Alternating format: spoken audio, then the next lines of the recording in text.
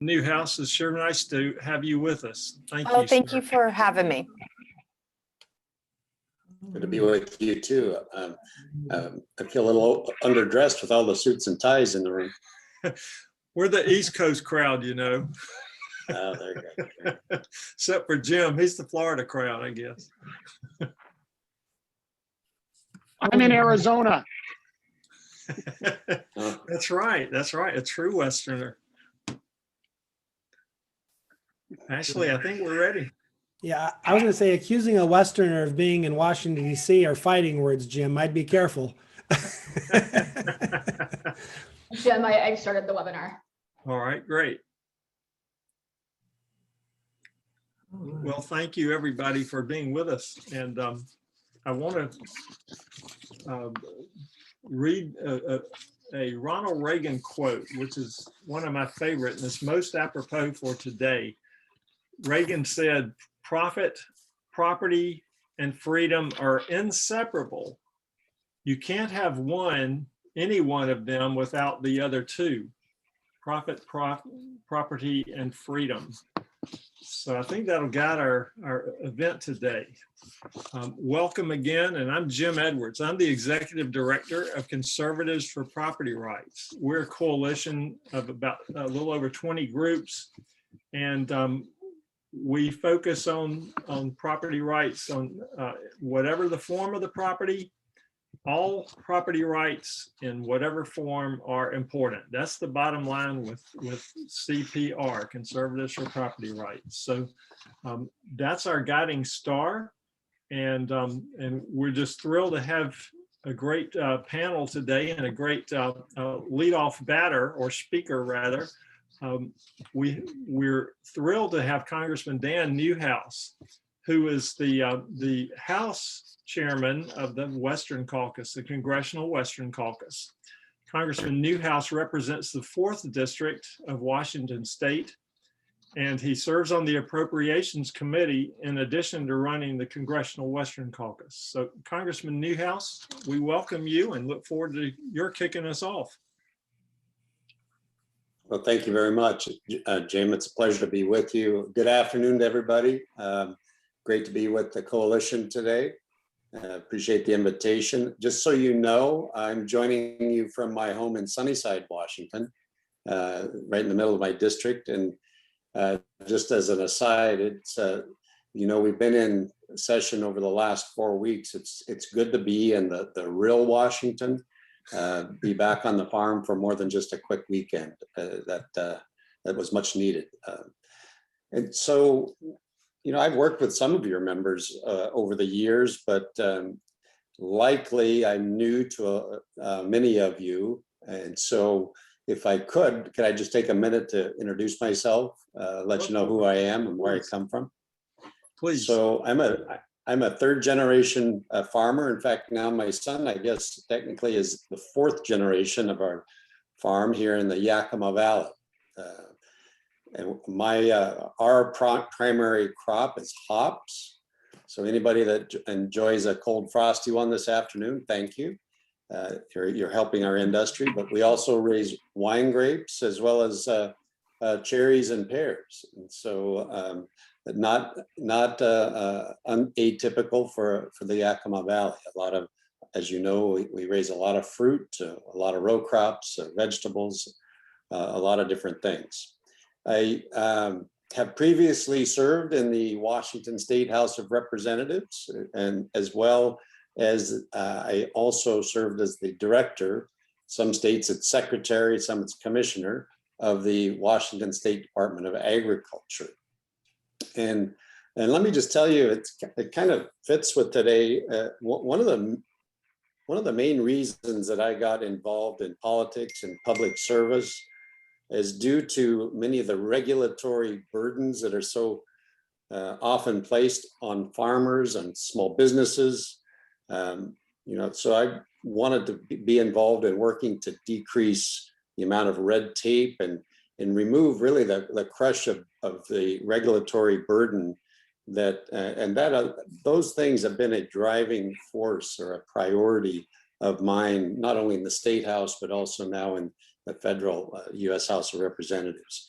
And I think I'll just venture a guess that that's something that's important to your organization as well. So as you mentioned, Jim, and I think that's why you specifically invited me today, and I'm just delighted to be with you, that my new role as chairman of the Congressional Western Caucus, which is an awesome organization.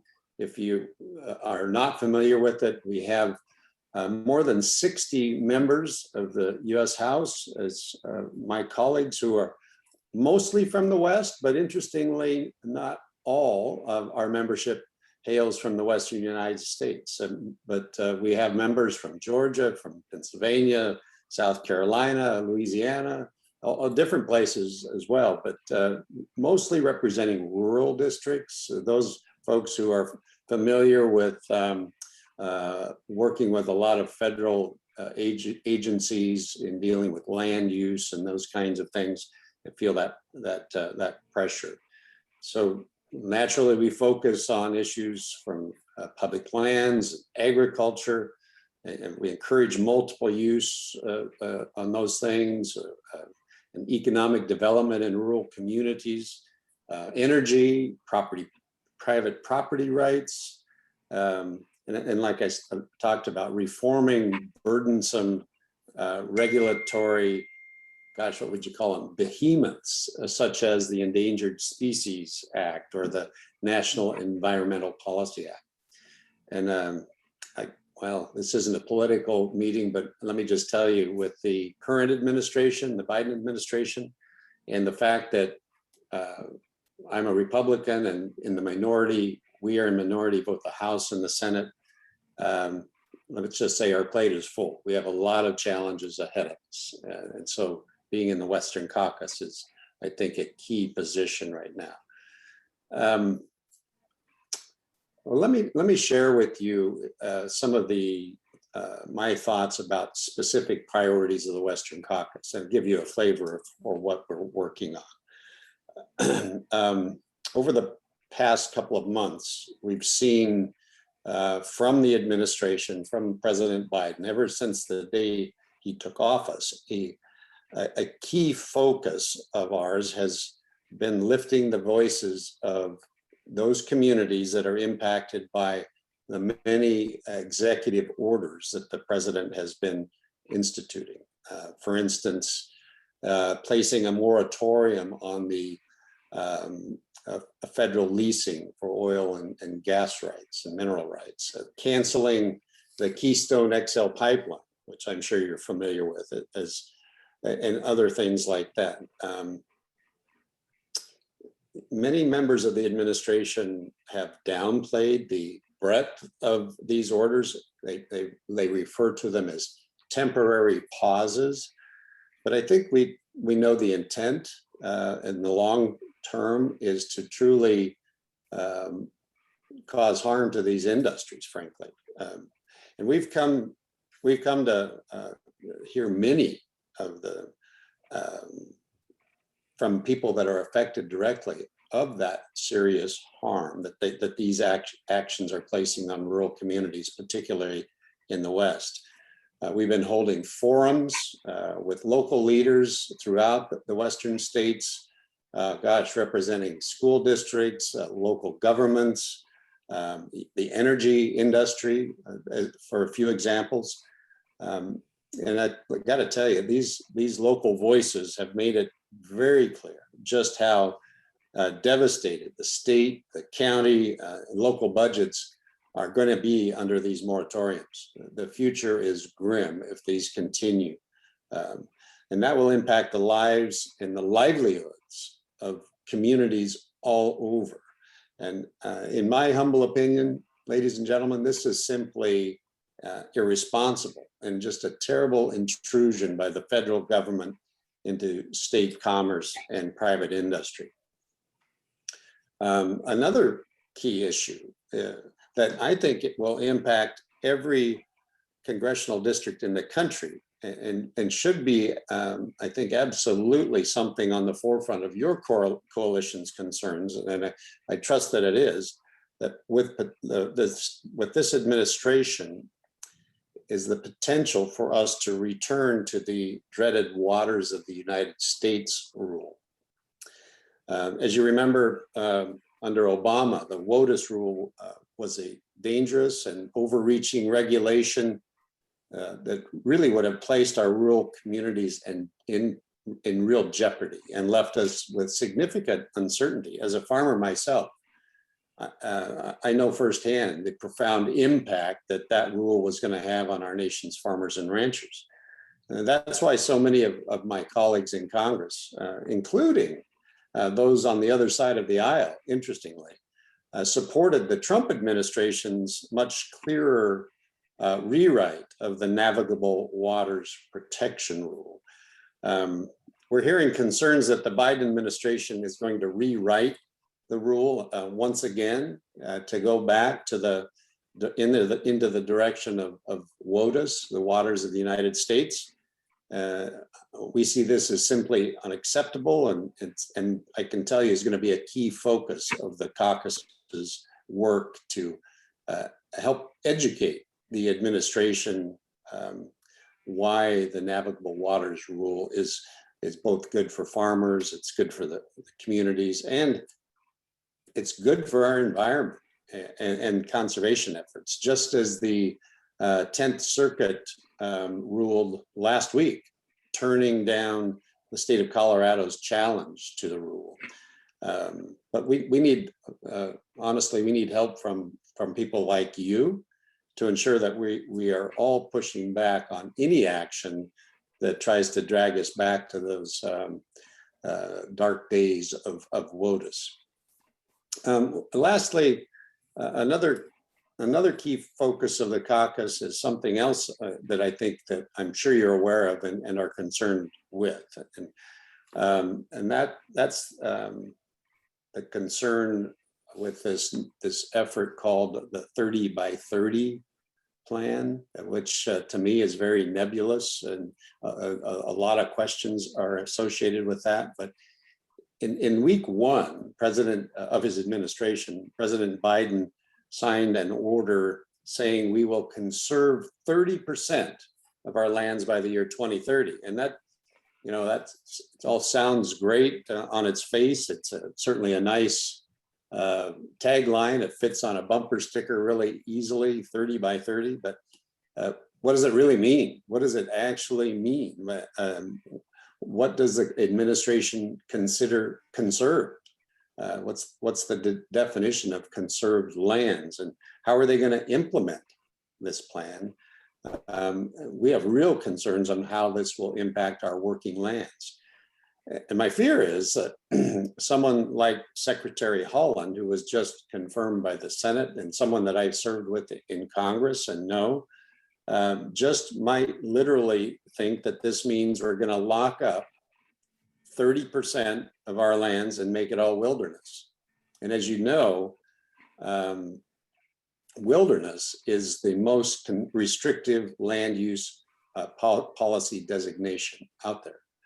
I mean, you are very limited to what you can do on land that is designated as wilderness. So I think this is really something that we should be concerned with.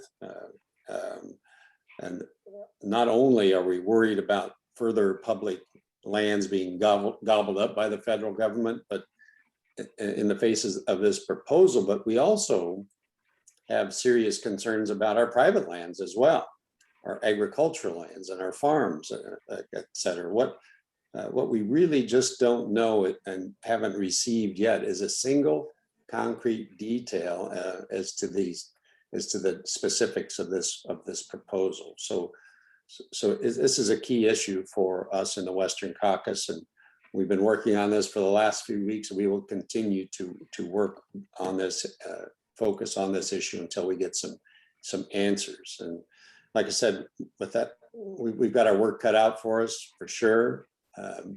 It's going to be a very interesting term, and I really appreciate the coalition providing me an opportunity to get to know you, to share a few thoughts with you today. And Mr. Edwards, if with that, I think I'll stop. And if you have a question or two, I'd be happy to open the floor up to your membership to do that.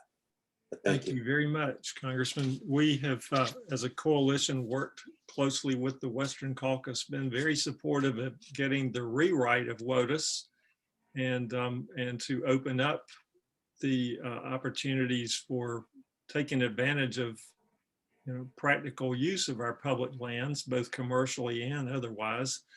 And so we look forward to working with you at the helm of the Western Caucus to preserve these things, these wins we've achieved the past couple of years, and to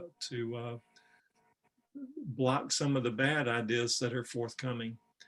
If you don't mind taking one question, we have from Gabe Neville, one of our friends in the patent space. He asks, he says, property rights come in many forms and threats to property rights come from many directions. Do you think a person's right to real estate, personal property, and intellectual property are fundamentally the same and equally deserving of protection? Thanks for the question, Gabe. Gosh, that's a great question. I would absolutely share. What was his name? Gabe Neville. Gabe, his opinion about that. Property rights can entail many different things, and the intellectual property certainly falls under that category. So categorically, I don't see any reason why we should make that a distinction there. And those things are,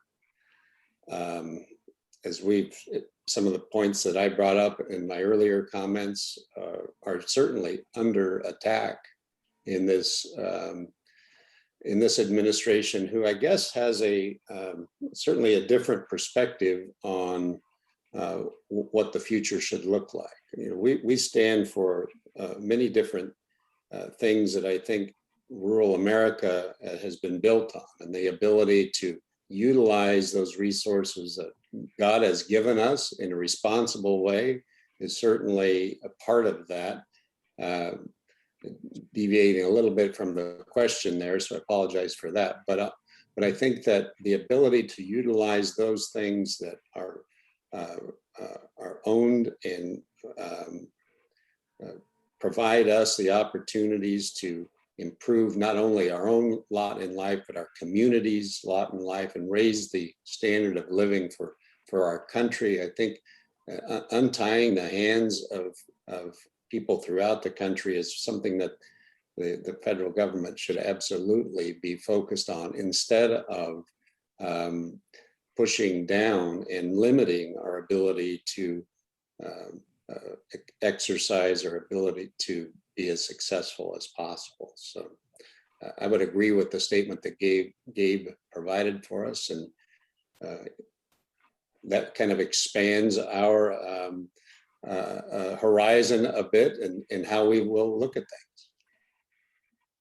Well, thank you so much for being with us. We want to respect your time and appreciate your taking this opportunity to speak with us, and we look forward to working with you. Absolutely. Thank you very much, James, and appreciate the opportunity to be with you, and look forward to continuing to work with you as well. This is going to be an all hands on deck kind of a next couple of years. So thank you for being partners. Yes, sir. Thank you, Congressman. Well, at this point, I'm going to turn the floor over to Jenny Beth Martin of Tea Party Patriots, and she's going to moderate our panel discussion. Jenny Beth.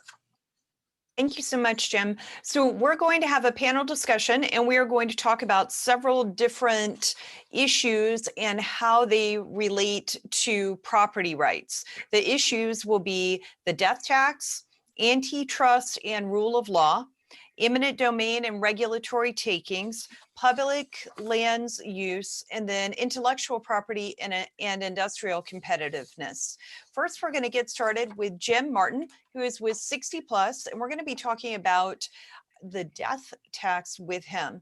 So Jim, would you just explain to everyone what is the death tax? Well, thank you, Jenny Beth. The short answer, it was a tax imposed by the government on assets of a person who's died. But it gets pretty complex after that. You know, it was known simply as a temporary tax on the rich for defense purposes 4 times. And after hostilities ended the first 3 times, it was quickly repealed.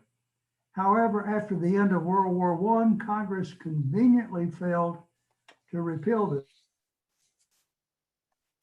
the coffers. It's now a boon to tax collectors. It's a bone of contention between lovers of the tax and those in the present company who believe dying should not be a taxable event. I had to throw that in. You know, it's grown from a 1% tax on $50,000 back in 1916. Fast forward to the present day, it's a 40% tax rate on assets over the current exempted level of 11.7 million for a single, 23.4 million for a couple. It sunsets in 2025, but a lot of hands will be working hard to keep it on the books. Let me add this, the federal estate tax, the title has morphed into an ominous sounding federal estate gift tax and generation skipping transfer tax.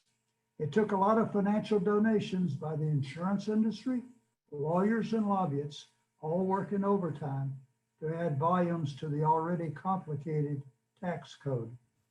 Total repeal efforts have often been swamped by those willing to settle for rate decreases and exemption increases. Now, the upside on those things, they help family farmers, small businesses, and the like. But the downside on rate increases and decreases, business going on between those who like the tax, those who despise the tax, the insurers, lobbyists, they line their pockets with donations. But these rates and exemptions, they're all subject to revenue-hungry politicians on Capitol Hill who always insist they're taking from the rich to help the poor. But there are economic studies show that this is a short-sighted strategy. In the long run, if you totally repeal the estate tax, the economy will boom. Kevin Brady, we like to quote him when he was chairman of the JEC. He did a study, found out that the death tax repeal, having it on the books, destroyed roughly $1.1 trillion in capital stock. Lost capital means fewer jobs, lower wages. But the best observation I'd make about this thing, I've run across, was made by Professor Edward McCaffrey, a University of Southern California law professor, who testified right before he got into his testimony. He said out loud, he said, "I'm an unrequited liberal." He said he always believed in the estate tax, but he also pointed out that he was a trained economist who now concludes that if you leave the assets with the rightful heirs, good things will happen. They'll invest in new businesses. They'll also invest in existing businesses. McCaffrey said, guess what? Both of those hire more workers. And guess what workers do? They pay taxes. So he concluded his remarks by saying, this is clearly a tax that we liberals should love to hate. He's been the guy that we turn to because when we talk about it, they say, oh, that's that conservative trying to help his wealthy friends. The wealthy don't pay it. They set up trusts and foundations. It's those farmers, small businesses, and ranchers that pay it. I'll So, conclude on that. I'll go on to questions.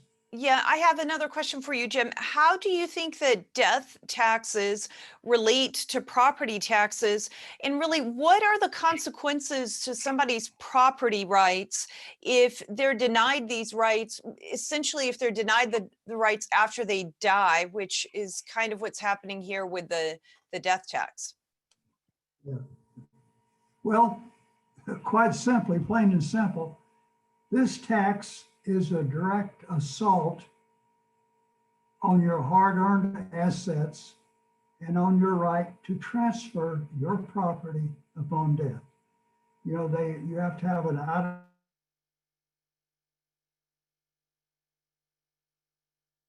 because you name it, it's all taxed while you're alive.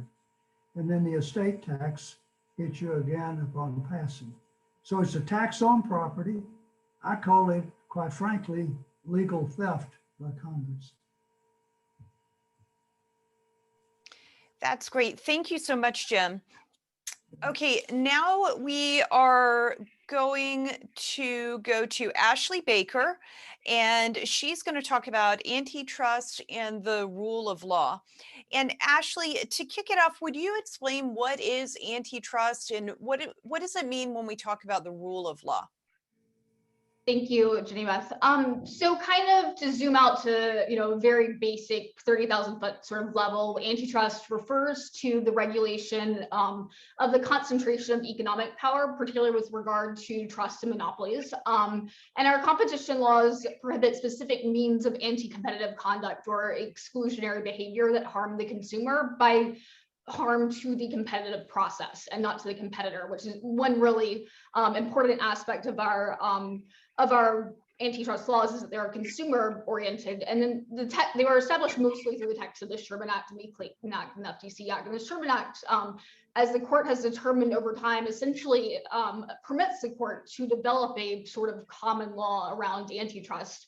So it's a body of law that's been left to judicial development for the most part, and has been pretty much settled since about 1977 or 1979, around the time of Robert Bork's work on this, in which it established the consumer welfare standard, which the courts have recognized that the Sherman Act is a consumer welfare prescription. And it is this kind of this consumer welfare standard. It uses economics to reliably predict when conduct is likely to harm consumers, and it's broad enough to incorporate a wide variety of evidence and shifting circumstances, but it's also clear and objective and gives you sort of this guidepost, gives judges a guidepost to go by, and therefore, honors the rule of law.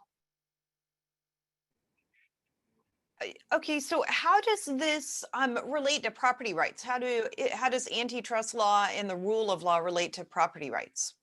That's a great question. So recently, there's been increasingly kind of a movement that we see against intellectual property rights within this broader debate that everyone's having right now regarding antitrust, which I think is really paradoxical, because patents are really one of the greatest anti-monopoly devices ever created. Patents allow a single inventor, usually someone who's coming completely out of left field, to disrupt the entire industry and tear down these established companies with a property right and a new innovation. So patents and other forms of intellectual property are frequently described as incentives to innovate. But this disruptive effect overall, I think, is overlooked. And of course, this effect is only plausible with a strong system of intellectual property rights that treats patents and copyrights as property, as it is under the Constitution. And a lot of problems that are viewed kind of as a monopoly problem are really also intellectual property problems, and strong enforcement of IP protections would really go a long way. So what happens if you don't have strong enforcement of IP protections and you don't have rule of law? What are the consequences to the person whose property rights you're talking about? Like, for instance, a person who owns the intellectual property. Well, to address first the rule of law question, I mean, when you don't have certain neutral standards, or you don't have strong enforcement, then you get unpredictable outcomes in court, which it really has a chilling effect on innovation. And so IP rights and competition are really closely intertwined, and IP rights do foster competition. So having a legal system that gives us predictable, tractable results is very important. Okay, and Ashley, what would you say is a key takeaway about antitrust and the rule of law as you talk about it in terms of property rights? To talk about it in terms of property rights, it's more broadly that for like a patent or trademark or copyright, it does not itself constitute exclusionary conduct. And that's something that's really important because there are legislative proposals right now which doing any of those things could count as a course of behavior that establishes exclusionary conduct, which would have a chilling effect on the application of intellectual property rights. Great. Thank you so much, Ashley. Now we're going to go to Tim Lee, who is with the, and by the way, I did not say this, but Ashley is with the Committee for Justice. And now we're going to Tim Lee, who is the Senior Vice President for Legal with the Center for Individual Freedom. He's going to be talking about eminent domain and regulatory takings. Now, Tim, what does that mean exactly? What is eminent domain and what is regulatory takings? Well, thank you for having me. Eminent domain in its broadest sense refers to the power of government to control the land within its borders.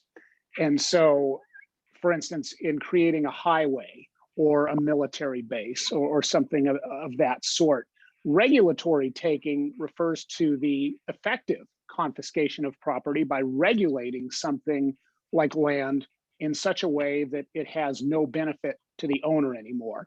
And so, taking a step back for a moment, when the founding fathers drafted the Constitution, they understood that confiscation of private property by governments among the most fearsome powers that a government can have over its citizens. And it's obviously something that's a power that's subject to great abuse. Property rights, as others here have discussed, is a natural right. It sort of encourages fairness and also economic efficiency. So at any rate, they realized that was something to value.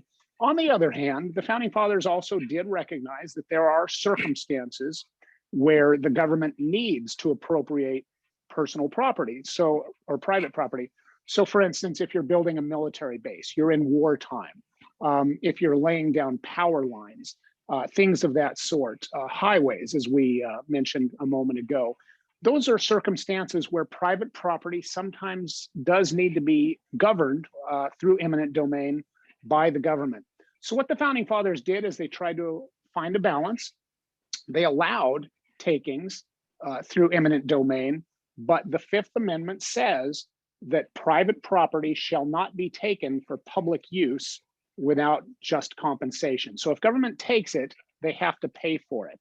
Now, as many people here remember from 2005, Kelo versus City of New London, the Supreme Court allowed the taking of private property, not for public use, but for transfer to other private properties under the rationalization that it would increase taxes and therefore constitutes a public use.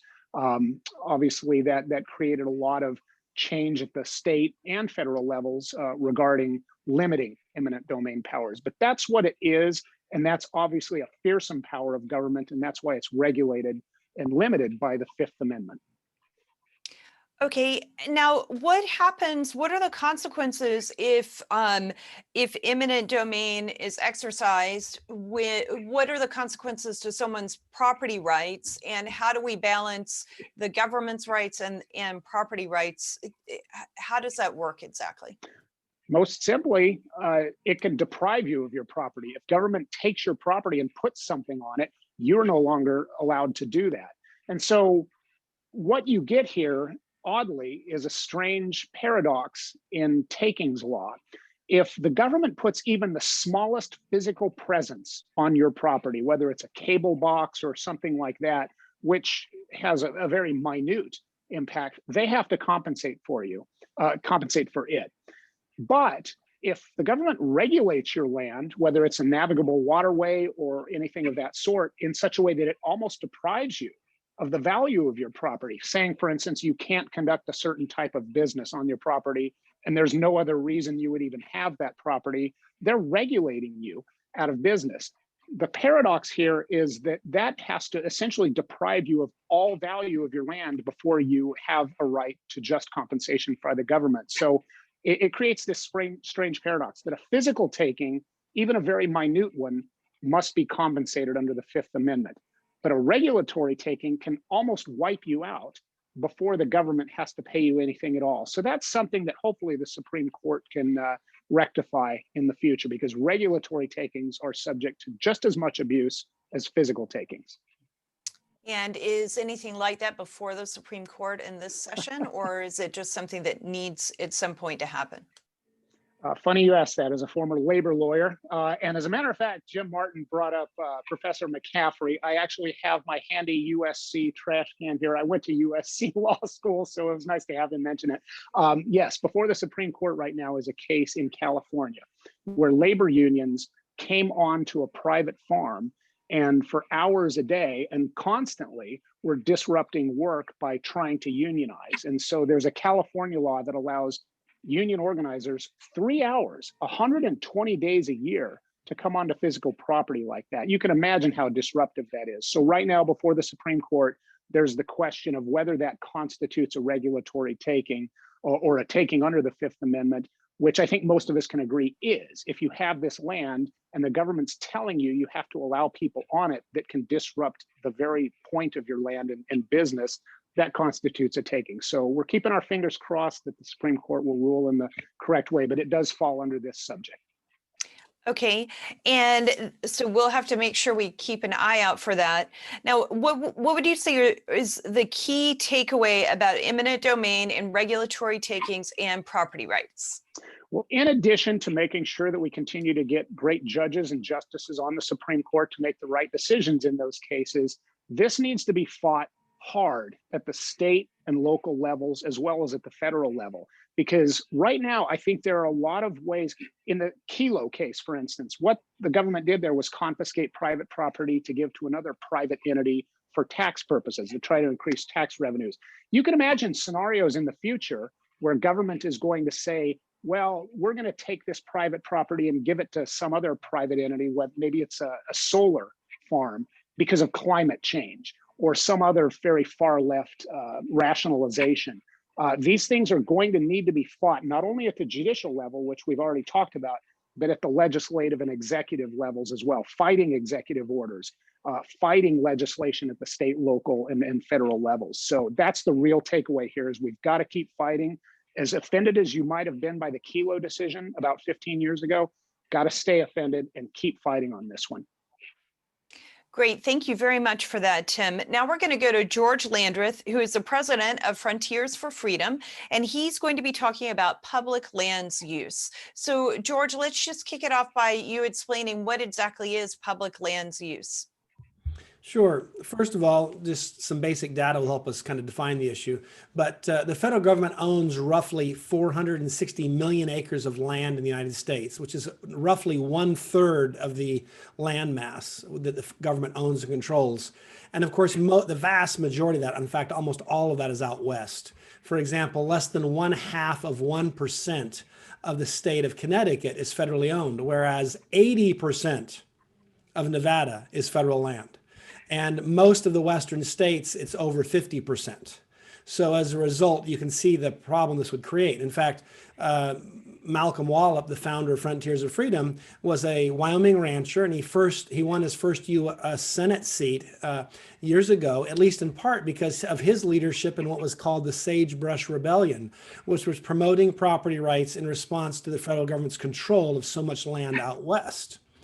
And sometimes people defend federal ownership of land by pointing to, say, like Yosemite or Zion National Park or Yellowstone. But quite frankly, that's a diversion.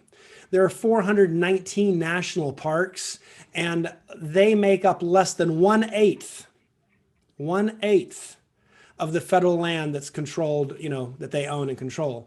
And obviously, you can't even begin to name the 419 national parks, much less the other 7/8, which is about 90% of federal land holdings. And it turns out that is generally poorly managed and neglected. Maybe not the national park because they're high profile properties and they generate income, but the rest of it is poorly managed. And as a result, you end up with controls and rules and things that harm local economies and restrict reasonable and productive activities. And to be honest, it's this sort of excessive federal ownership of land damages the Constitution's federal balance. It also harms the environment. It harms the economy. And it leads to a population of frustrated and alienated Americans.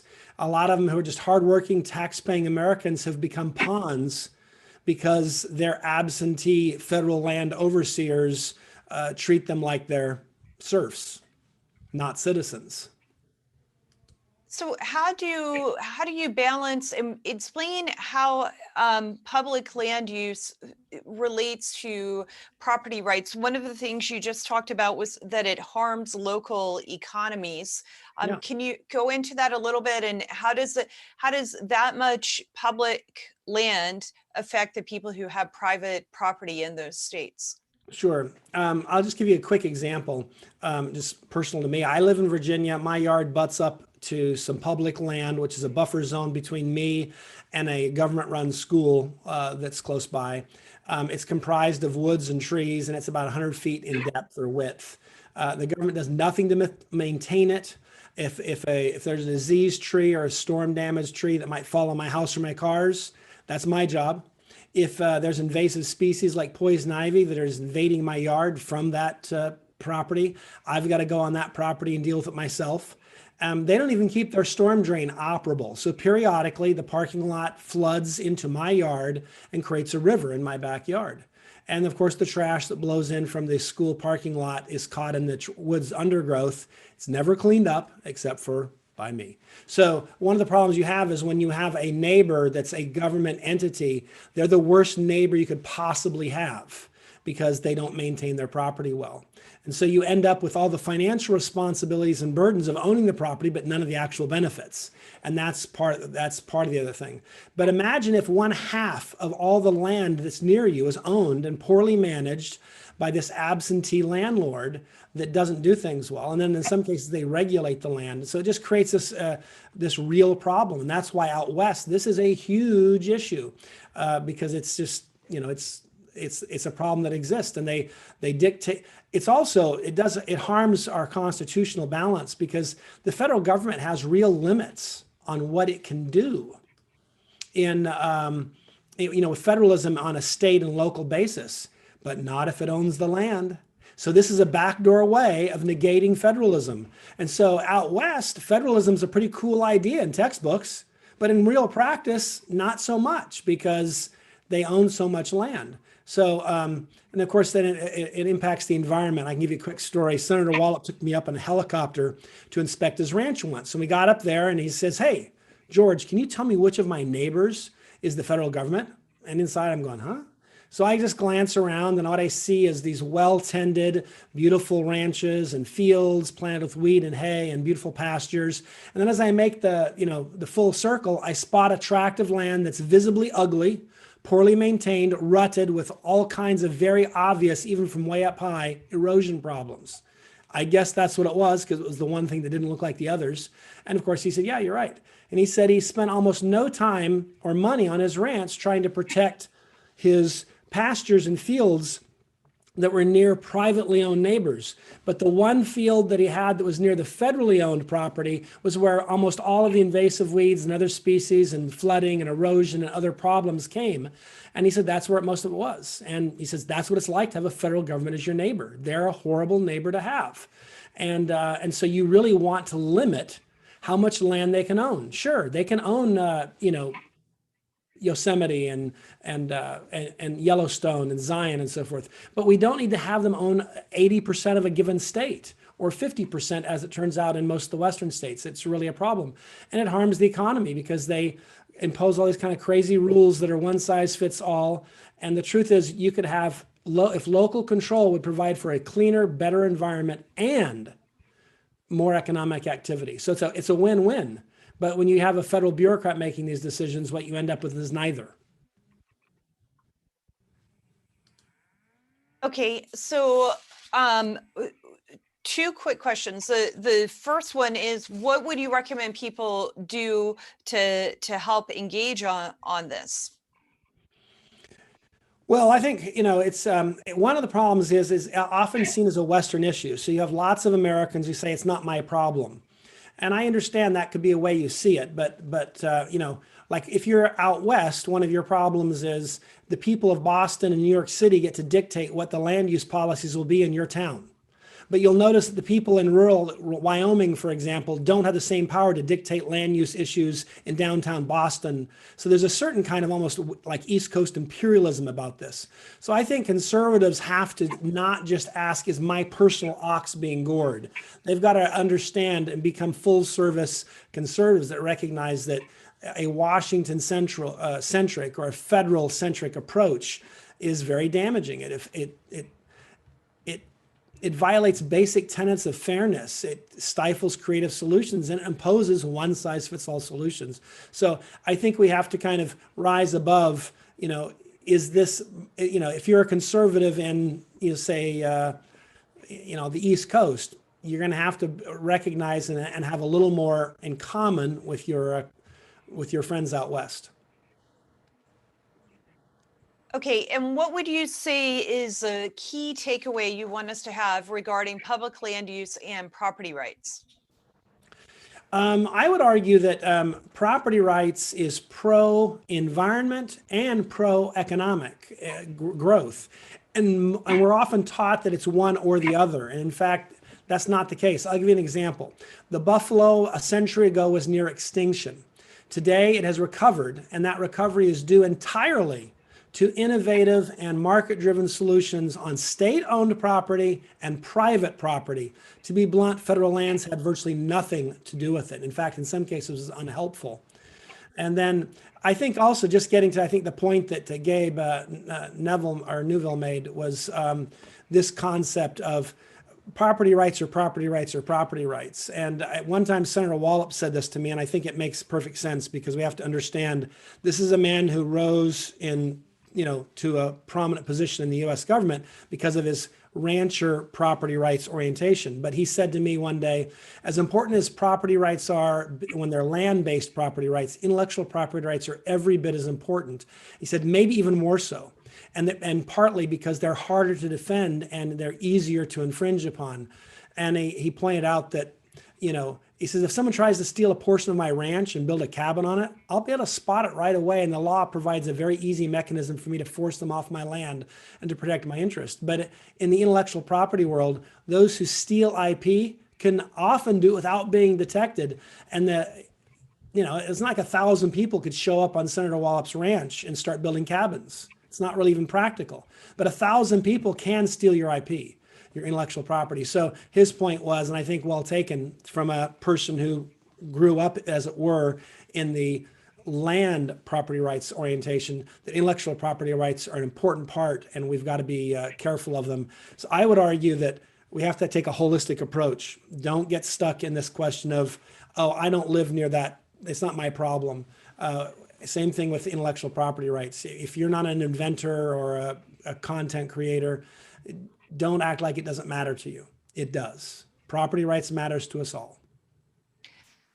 Okay, George, that was a great segue because we're about to talk to Jim Edwards about intellectual property and industrial competitiveness. And also, just as a little bit of information, Tea Party Patriots Action is doing a documentary on property rights, especially intellectual property rights. And one of the things we're trying to do is compare intellectual property rights, which are very intangible, to real property and hard property, so real estate and then other physical things. I like what you were saying about that. Okay, so Jim Edwards, we're going to talk to you about intellectual property and industrial competitiveness. And we've touched on in intellectual property already, so maybe you could touch on that and also explain what is industrial competitiveness. Sure. Intellectual property is property that someone creates or discovers. It's something different from physical property. There's no new land being created, but in IP, you're talking about property that didn't exist before it was created. And that means there are new discoveries, new inventions, and new creative works that are being made every day. IP comes in several forms. You think of patents and copyrights, and those are similar to land deeds. Patents protect your discoveries and your inventions, things like a machine or an isolated molecule or a new process. And patents spur innovation. There's a thing known as the patent bargain. And this is a trade-off. The inventor secures rights to exclude others from making, using, or selling their invention. And in exchange, they publicly disclose the details about the invention. That way, the others may learn from that invention immediately and begin to invent around it. So this keeps progress going. And then copyrights protect original creative works. You're talking writings, film production, photographs, music. And then trademarks is another form of property right or intellectual property. It protects commercial names, logos, and slogans associated with certain products or companies. And you know, you wouldn't want to. It ensures the quality of what you're buying. You wouldn't want to pay Rolex price and end up with a Rolex knockoff, right? And then trade secrets are inventions and discoveries that are closely held and carefully guarded. It's things like the Coca-Cola or the Kentucky Fried Chicken recipe. And so those remain secret. So there's no trade-off of disclosure.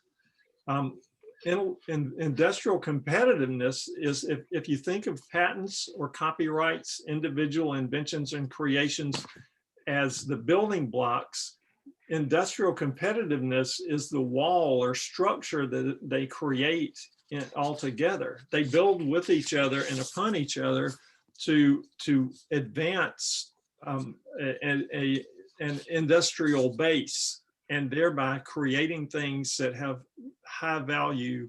They're very, you know, their emerging technologies come out of that. And so that is what industrial competitiveness is. And it's thinking specifically about, you know, the United States economy and industrial base versus China's, for instance.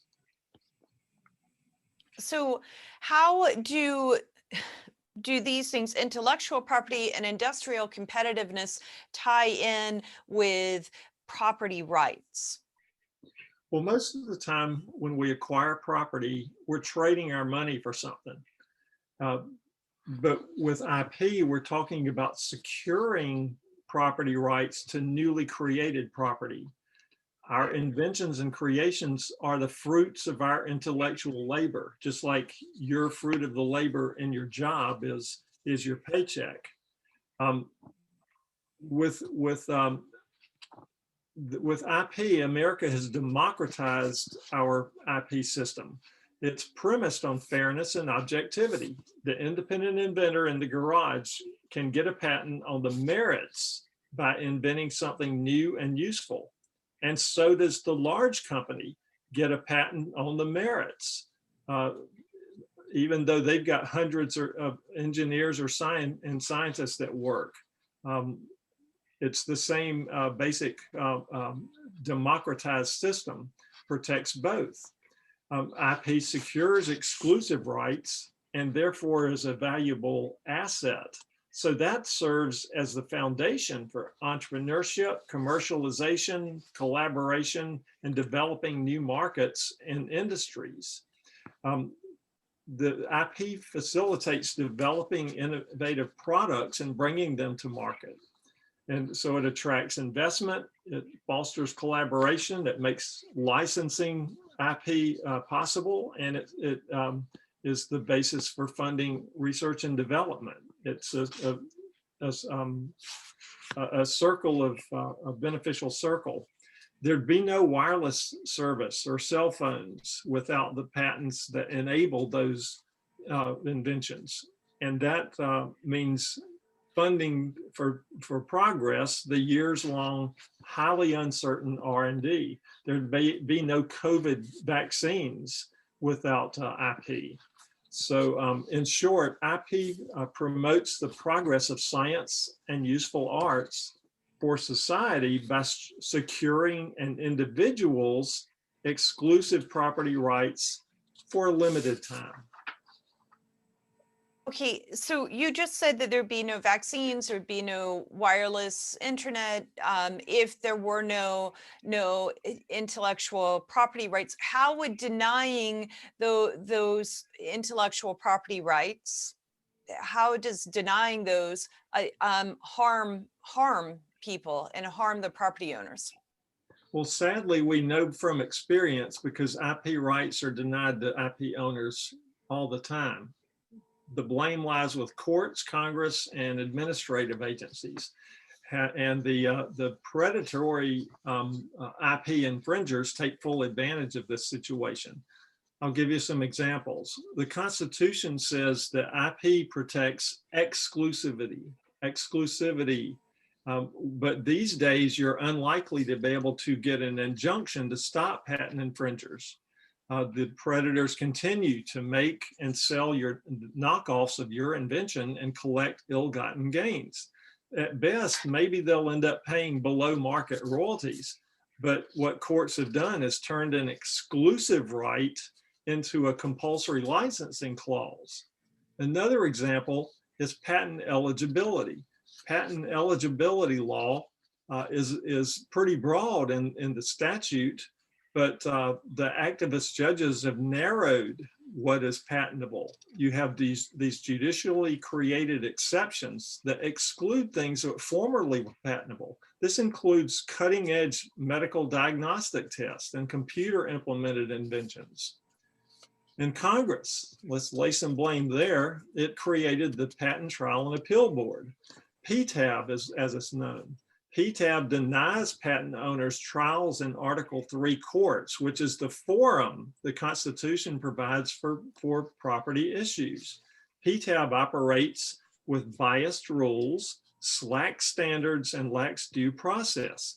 And the proof's in the pudding. PTAB invalidates 85% of patent claims. That's about 2.5 times as much invalidation as real courts do.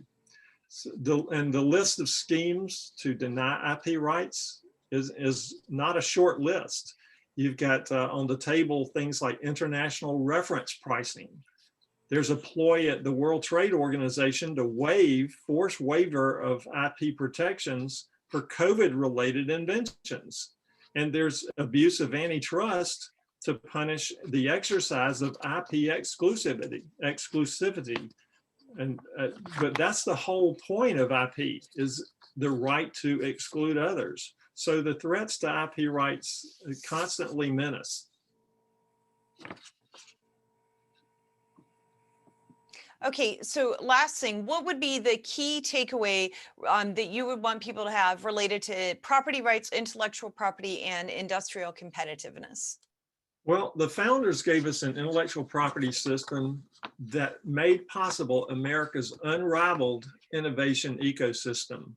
It was fruitful because of private property rights and the rule of law, secure IP rights, and the means to enforce them, i.e. civil litigation, led to a strong industrial base for the United States. We had the highest standard of living on account of this. We had the lead in emerging times we're about to lose to China. Now think about it. In 1899, Punch magazine ran a comedic conversation about the coming century. And here's part of the exchange in this little comedic exchange. Isn't there a clerk who can examine patents? And the answer is, quite unnecessary, sir. Everything that can be invented has been invented. That's 1899. Well, the 19th century's greatest inventions by Hall of Fame inventors were certainly impressive and remarkable, but they were eclipsed by the 20th century's inventions.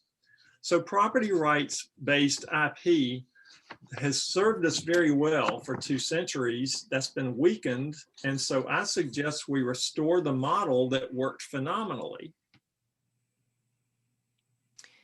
Great. Thank you so much for that, Jim. Now we've gone through everyone on the panel, and I believe that I'm going to turn the program back over to you, and you're going to handle questions and answers. Well, thank you, Jenny Beth, and a wonderful job. Thank you.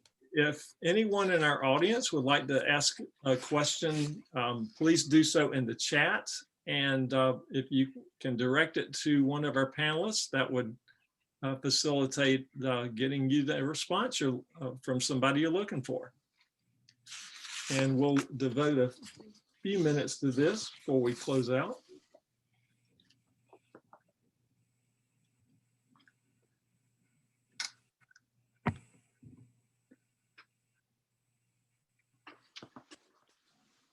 Well, I've got one question here, and it says,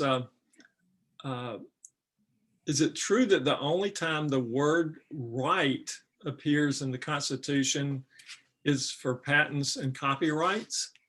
And did the constitutional protection for patents come years before speech, religion, assemblies, firearms, etc., demonstrating the importance to the founders of patents and copyrights? And the answer I'll take, since that's in the IP space, is yes. The word right or rights is only mentioned in the Constitution itself in respect to patents and copyrights. The Bill of Rights, which added the First Amendment, Second Amendment, Third, Fourth, Fifth, Sixth, Seventh, Eighth, Ninth, 10th Amendment, and all the due process and other protections, Second Amendment, firearms and everything, was added subsequently. So that answer is yes, it was certainly important to the founders, and that's the only place where rights is in the actual, the original Constitution. Jim, if I might, can I throw one thing in there too? Absolutely. I think the founders might have been somewhat uncomfortable with this dichotomy that you have civil rights and then property rights, and that property rights are somehow second-class rights because what really matters is free speech, but property is less important. Because I think they understood that the two are inextricably connected. You look throughout history, you will not find a people who have one or the other of those rights stripped from them where the others don't follow. And our founders understood, and many of the great thinkers that they were influenced by viewed economic freedom and economic rights as the fertile soil in which the civil rights would grow and flourish. So I think it's a very dangerous thing for people to act as if they're going to stand up for free speech, but those property rights and that stuff, that's just for cranky people. That's not that important. If that means you're not actually for free speech either, quite frankly, you're on a path towards getting rid of both. Thank you, George, for that. Here's another question. Has there been much success in local governments limiting their own powers through county or city charters by prohibiting takings of private property for economic development? Tim, you want to take that one? Sure. Yeah, I tried to briefly reference this when I was speaking a little bit earlier. Going back to the Keynote decision, which I think everyday people, when they heard about this Supreme Court decision, which isn't all that common. I mean, you think of the Heller decision on the Second Amendment. That's a case where I think a lot of people in the general public were aware of a Supreme Court decision, but it's not that common. Keynote was another one of those cases where people thought to themselves, wait a minute, I understand that government sometimes must take private property to build a highway or a police station or a military base, something along those lines. But to give it to another private party, that's just unfair redistribution of wealth. And the Fifth Amendment, by its very terms, uses the term public use, not another private use. And so that offended a lot of people. And so across the country, as I think most people on this call will remember, at the state and local levels, there were a lot of movements to say that governments could no longer do that.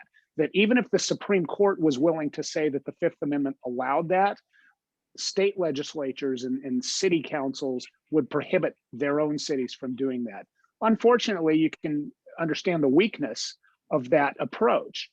It's good that those things happened, but those can be rescinded sometimes in the dark of night by a subsequent city council change or vote, or a state legislative vote that nobody really even pays attention to. Whereas a Supreme Court decision obviously is lasting until it's overturned later on, which is very rare. And so, yes, that was a very encouraging sign that so many states and municipalities outlawed takings for private use following the Kelo decision. Unfortunately, we can't count on that forever. And that's why we've got to remain vigilant. But yeah, the question hits on an important point, that's exactly what groups like ours need to encourage, is citizen involvement to get legislatures and executives doing that sort of thing. But we can never rest because the Supreme Court unfortunately made a wrong decision in that case. So we've got to stay vigilant. Thank you.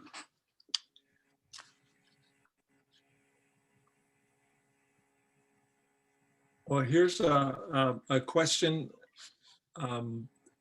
Why has the US fallen from number 1 to number 11 in innovation over the last few years?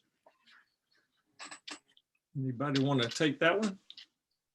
I would add a couple points there. So there are a few issues, and lax enforcement of intellectual property rights obviously affects innovation in a lot of ways. But there's also the issue of the patentability of software following the court's decision in Alice, and how hard it is to obtain patents because of that and a lot of other factors that can invalidate your patents. And that also has a really direct impact on research and development. There are a lot of studies that show how in other countries, for example, like in the European Union, certain regulations or certain things that make the investment a lot less valuable, such as the European Privacy Directive of 2002 led to a sharp decline in VC investment. So that really affects the entire ecosystem when it destroys that incentive. Thank you for that. Well, here's one more question. I think this is probably in Georgia's neck of the woods. It says concerning federal government ownership of property. Normally, private property owners can sue neighbors for nuisance when the neighboring property is in disrepair and causes harm beyond their property boundaries. Is the federal government insulated from those kinds of nuisance actions? Yes, that's one of the reasons why it's such a bad neighbor, because for example, my wife likes to garden, so we built a garden and put it in an irrigation system. But to make sure we didn't ever damage or make our neighbor's yard wet, I put in a French drain. Why? Partially, maybe because I'm just responsible, but also there's this concept of I'm responsible for what I do that impacts my neighbor's property. Government, as I said, they don't even bother to clean out their storm drain.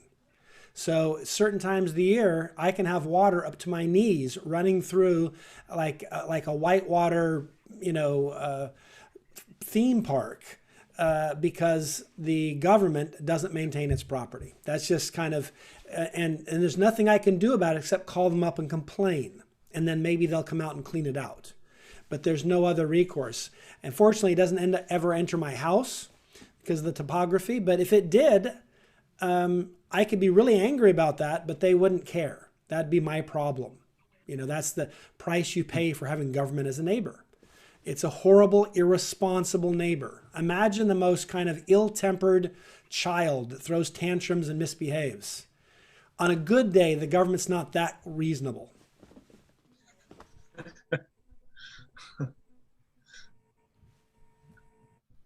Well, I do have a question for Jim Martin. I wonder if you have anything that you thought of that you wanted to add that you thought you might not get a chance to about the death tax. That is something that is been in the news lately with respect to the incoming Biden administration.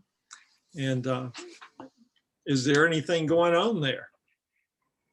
Well, thank you for that. Yes, there is with the Biden administration, unfortunately. Let me just say this about the estate tax. I've always been an optimist that we would repeal it, but I've gotten very pessimistic about that. While the facts are on our side, 77% of the public agrees that it's an unfair tax, that it should be repealed. But the other side has sold a bill of goods to the media, if you will. They always talk about it's a tax cut on the rich. Well, the rich don't pay it. They set up foundations and trusts. But it's those farmers, like the peanut farmers in Sanford Bishop's district down in Plains, Georgia, or the farmers out in Dan Newhouse's district. It says, well, they have to pay that tax. No, they don't. All their assets are tied up in land and equipment. So it's a misnomer. It's something that should be repealed, but go to the Biden administration.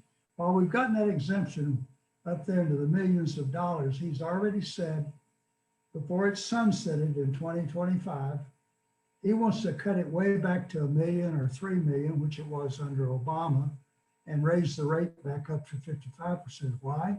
Because that side, Mr. Biden and his team, feel that they know better how to spend your hard-earned money than you do. We don't think so. And let me add on this note, when you got an issue that's 75% on your side, Newt Gingrich once said, just stand next to it and smile. You can't go wrong. The public is with us on the issue, but unfortunately the media, and I can mention the media, I have a degree in journalism. It's a Bachelor of Science, who, where, why, what, and when. It is not to be, unfortunately, that is not how it's played nowadays for the media. And that's been our problem throughout this. George, you know it. Tim, you know it. Jim, you do too. So do you, Ashley. We all know it. The other side has clearly made this a rich tax cut for the rich. Untrue. So we've got to keep our guard up. We've got to be diligent. There are others out there who have been helping, Paul Mosconi and others, Dick Patton and others. We must keep our guard up. But quite frankly, the fight is awfully hard to win simply because of the misinformation spread by the other team. Thank you, Jim. We've gone over a little bit. We probably should call it a day at this point. Let me close us out with a couple of thoughts. One is I want to thank everybody who's joined us on this this webinar, and I hope it's been instructive and informative to everyone. And thank you to Congressman Newhouse, who of course is dropped off, but certainly appreciate his remarks and his participation, and look forward to working with the Western Caucus. I want to thank Jenny Beth Martin for taking the panel moderator role. And I want to thank Ashley Baker for helping. This would not have been possible to do by Zoom if it were up to me. So Ashley is the reason we're able to do this, and thank you so much. And thank you to each one of our panelists. Great job. I think we covered a lot of ground quickly. I'll close with two quotes from founding fathers. One is James Madison, the father of our Constitution. He said, "Government is instituted to protect property of every sort, as well that which lies in the various rights of individuals."